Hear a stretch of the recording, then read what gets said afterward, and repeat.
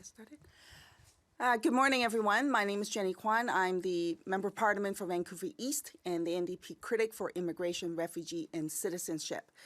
I'm very delighted to be joined today by Don Chapman, the Lost Canadian expert, I would say, who's been working on this file for a very long time and is also the author of The Lost Canadians, A Struggle for Citizenship Rights, Equality and Identity, standing to my right.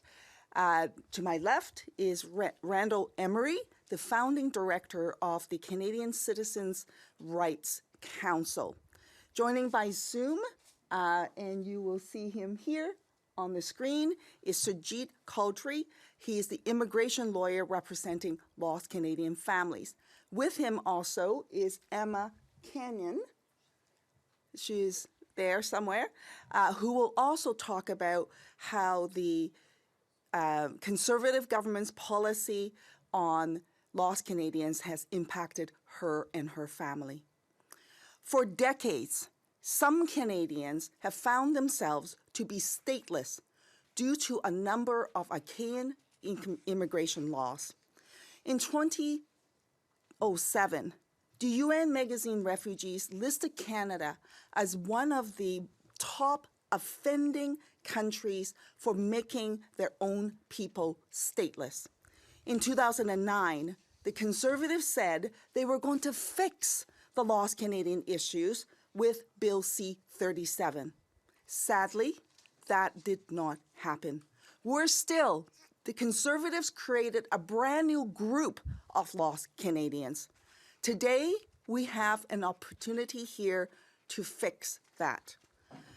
Bill S-245 is a bill introduced by Senator Martin and is now before the Committee for Immigration, Refugee and Citizenship. The bill aims to address a group of Lost Canadians due to the age 28 rule. I wholeheartedly support ensuring that those who one day woke up and found themselves all of a sudden without Canadian status to be made whole. However, it is my strongest view that the scope of S-245 is too narrow, and the NDP wants to seize the opportunity to fix the Lost Canadian issues once and for all. Currently, there is a large group of Canadians who are deemed to be second-class citizens due to the Conservatives' first-generation cutoff rule brought in by the Harper administration in 2009. Bill C-37 ended the extension of citizenship to first generation born abroad. By stripping them of their right to pass on citizenship to their children if they were born outside of Canada, the Canadian government has caused undue hardship to so many families. For some, it means separating children from their parent. Some even find themselves stateless. This makes no sense. Previously, I had the opportunity to speak with an individual, Patrick Chandler, a Canadian who was born abroad, and he spent most of his life here in Canada. He was educated here, but as an adult, he worked abroad and married someone from another country and had children. He was later offered a job in British Columbia that he wanted to come back to Canada. And when he moved back to Canada, he had to leave his wife and his children behind because he could not pass citizenship on to his children. He had to go through an arduous process to finally reunite with them a year later. There are families who are being impacted in this way. In fact, Emma Kenyon will also speak about her journey and how when she found out that she was pregnant, that she couldn't pass on citizenship to her child. In fact, she was told that if she wanted to do that, she had to come back in the middle of a pandemic to give birth to her child, risking her child's health and her own as well. There was a lockdown, and it was not safe to travel.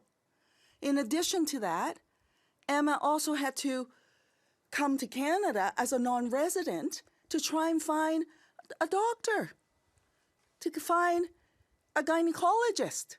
to which she had none. It made 0 sense for her to have to do that. Families are frustrated with the inequity that they have actually now taken the government to court. The Conservatives deemed the first-generation born-abroad Canadians are less worthy, less Canadian, even though many of them grew up here in Canada. And this is just plain wrong. Today at committee, I will be moving amendments to ensure that this does not happen to anyone else.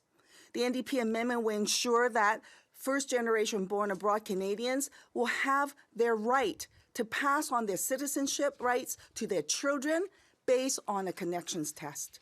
It will also retroactively restore citizenship to persons who have not been recognized as citizens since the first-generation cutoff rule was enacted in 2009. The same principle will also apply to adoptees as well.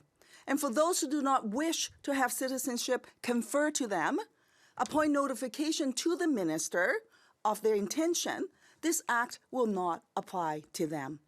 So this will mean people like Patrick and his family, Emma and her family, would not have to suffer separation and the hardships that they have had to endure. In addition to the amendments related to the first-generation cutoff rule, I'll also move amendments to symbolically recognize those who died before citizenship was conferred to them. For example, many of Canada's war heroes fought and died for Canada. However, they were never recognized as Canadians. The NDP amendment will also honor them, recognize them as citizens, retroactive to birth. There is no legal consequence or duties, no liability to the government, no derivative claims whatsoever. It is strictly a symbolic gesture, and it is an important one, especially for family members who have loved ones who fought and died for Canada. I see some of these family members on Remembrance Day every year. Many veterans went to war and fought for Canada and never came back. We should remember them as Canadians. And beyond this, there are a couple of other categories of lost Canadians that, due to one of the discriminatory rules or another that Canada had put in place, such as gender discrimination, that they were not recognized as Canadians, and the NDP amendments will fix that as well. I could go on with a long list of people who find themselves branded as lost Canadians. But suffice to say, it is time for the federal government to address the lost Canadian issue once and for all. It's unlike me, but I will actually quote a former Liberal minister, John McCallum, who said, "It is a question of principle. We do not need an additional set of rules that would create 2 classes of citizens." That's what we have right now, and that needs to end. And as it happens, today is also the anniversary of Bill C-37.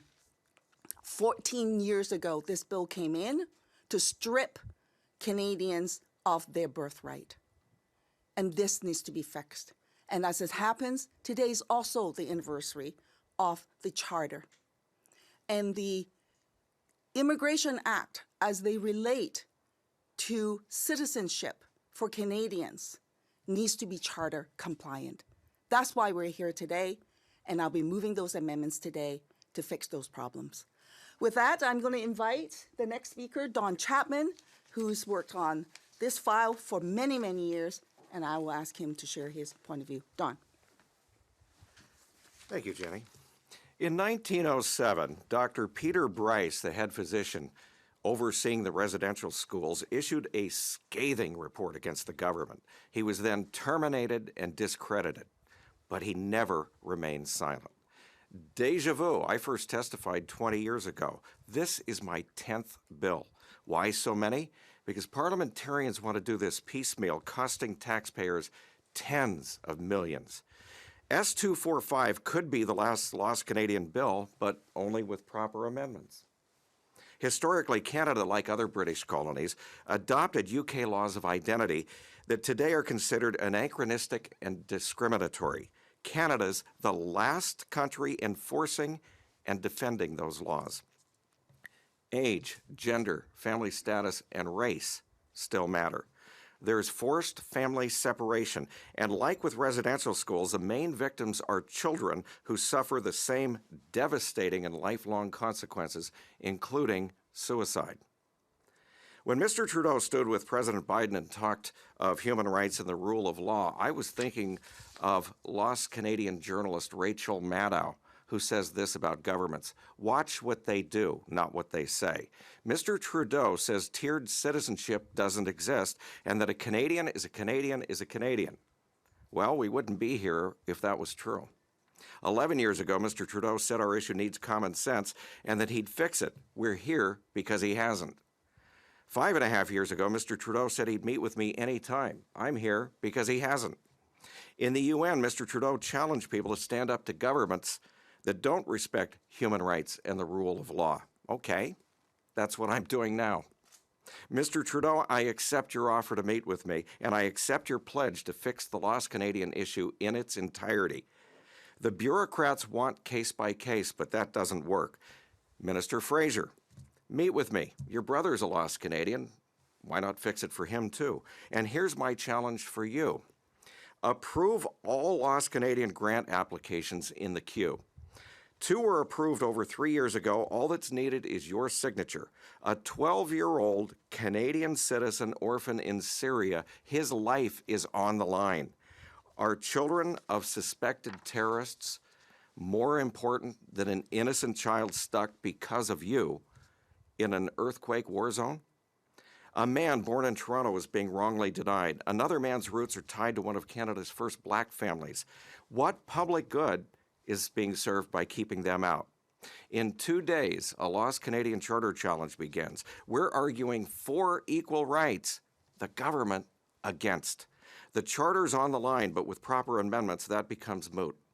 Canada wants 500,000 immigrants and refugees per year, but won't accept and turns away children of Canadian citizens. I don't get it. It's shameful. Like the book Animal Farm, all Canadians are created equal, except some Canadians are more equal than others. Thank you. Thank you very much, Don. Next, I'll ask Randall Emery to come and speak. Thank you very much. My name is Randall Emery. Again, I'm the Executive Director of the Canadian Citizens' Rights Council. And every party now agrees that revoking citizenship for some Canadians born abroad at age 28 was wrong. Bill S-245 will completely repeal that rule. But in 2009, that age 28 rule was replaced by an age 0 rule. The new lost Canadians were Canadians as a fetus, but lost at birth unless their mother could travel to a Canadian hospital. Maybe this made sense to the public servants who first recommended it. But guess what? Government workers go abroad too. And this new rule became a huge problem for the government itself.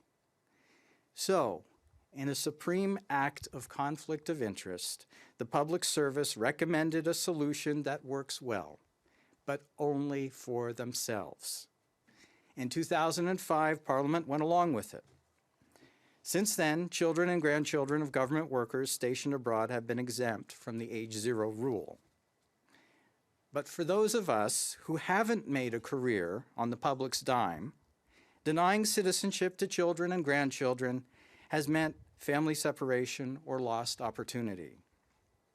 To the Prime Minister, I say, I'm the same age as you are, we live in the same town, and my 3 kids are the same age as your 3 kids.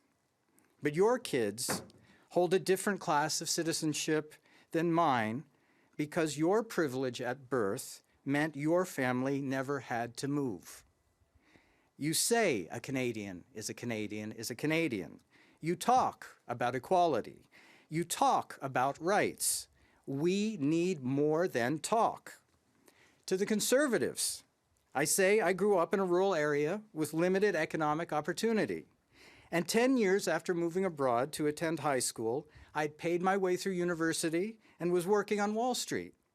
Since I came back, I've transferred hundreds of thousands of dollars to Canada. For the economy, this is magic. This was not a trade. It was an infusion. What government initiative could ever compare to unleashing Canadians this way? You talk about freedom. You talk about opportunity. We need more than talk. The public service knew what they were doing when they recommended the solution for themselves. As they speak this afternoon, focus on that. Give us nothing less than they have already. Thank you very much, Randall. Next, joining by Zoom, I will have Mr. Sujit Choudhury, who is an immigration lawyer, to say a few words.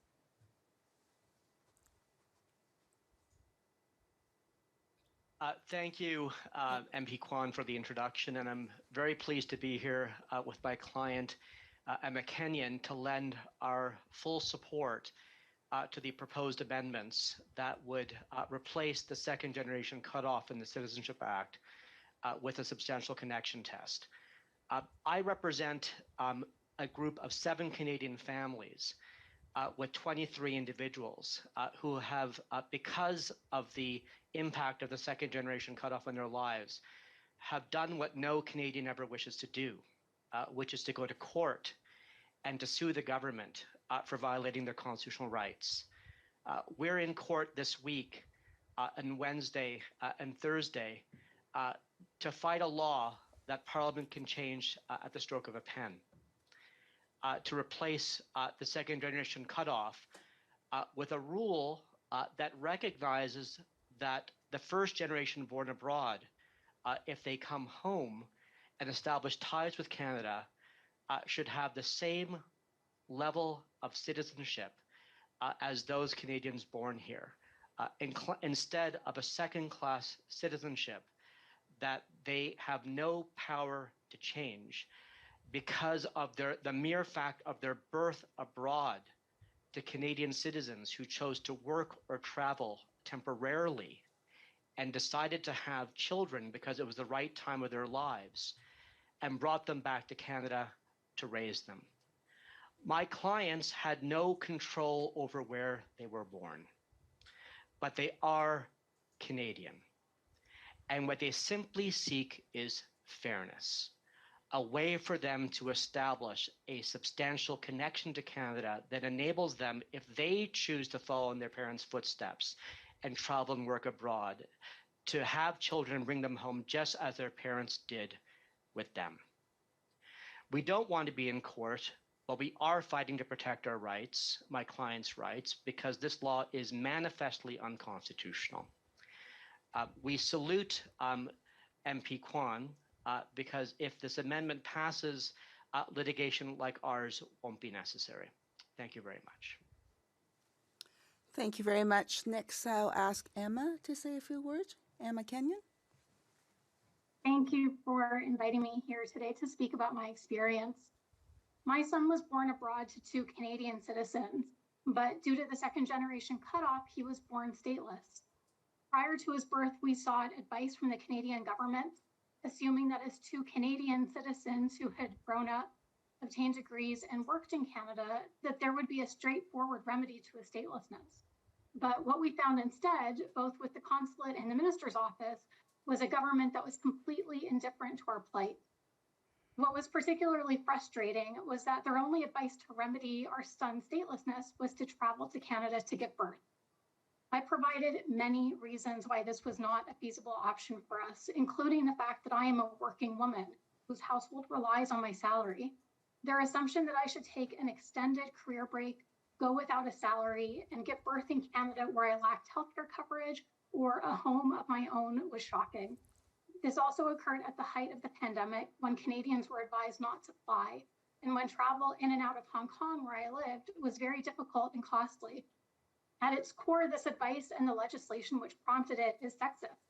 The underlying assumption is that my husband is the true earner of the household, and that I had taken a risk by living abroad during my childbearing years, for which I was now paying the price. My son's citizenship fell to me because it mattered where I was, not my husband. What's been so difficult for me to come to terms with is that I am a Canadian married to another Canadian. My husband grew up outside of Toronto. I grew up in Montreal and Toronto. We met studying in Ottawa. Our parents live in Toronto. Our families are scattered across Ontario. This is our home, and we are extremely proud to be Canadian. We have no other country to call our own. And yet, according to this law, we're not actually entirely Canadian. We don't have the rights other Canadians have, and there's no way for us to become more Canadian. And when I turned to the government for help, they had no remedy either, which is what led to their advice that was so retrograde and frankly discriminatory. I don't blame government bureaucrats for the callousness of their response. A law that divides Canadians into two tiers of citizenship is a bad law and it needs to change. Thank you. Thank you very much, Emma. We will now open the floor for questions from the media. So if you're online and you have a question, please use the raise hand function to notify us of your question. Si vous êtes en ligne et vous avez une question, utilisez la fonction lever la main pour nous aviser de votre question.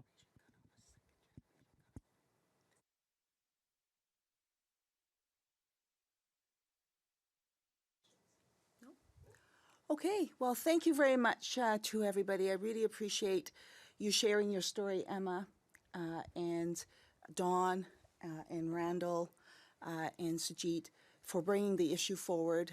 We hope that the amendments that I'm going to be tabling today in the committee will pass, and that it will make it through all the different stages, including through to the Senate, so that we can end the issue of lost Canadians once and for all. Thank you so much.